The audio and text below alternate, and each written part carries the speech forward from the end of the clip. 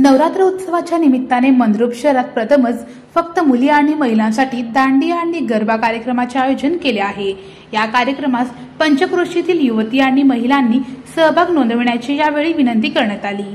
मंद्रुप दांडिया व गरबा कार्यक्रमासाठी मंद्रुप पोलीस ठाण्याचे सहाय्यक पोलीस निरीक्षक मनोज पवार, संजीवनी वट्टे, PSI अनिता कोरे, दीपिका सुरवसे, संजीवनी गायकवाड, श्वेता फुलारी व इतर महिला मान्यवरांची प्रमुख उपस्थिती राहणार आहे।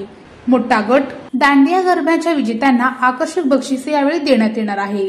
प्रथम क्रमांक पैठणी साडी, ट्रॉफी आणि प्रमाणपत्र, द्वितीय क्रमांक सोन्याची नथ, ट्रॉफी आणि प्रमाणपत्र, तृतीय क्रमांक चांदीची नाणी, ट्रॉफी आणि प्रमाणपत्र। छोटा गट प्रथम, द्वितीय, तृतीय क्रमांकाला ट्रॉफी, प्रमाणपत्र देण्यात येईल। तसेच प्रत्येक सहभागी युवतींना आणि महिलांना सहभाग प्रमाणपत्र देण्यात येईल। विशेष करून सर्वांसाठी चहा नाश्त्याची सोय करण्यात आली आहे। सुरक्षिततेसाठी पोलीस बंदोबस्त ठेवण्यात आला आहे।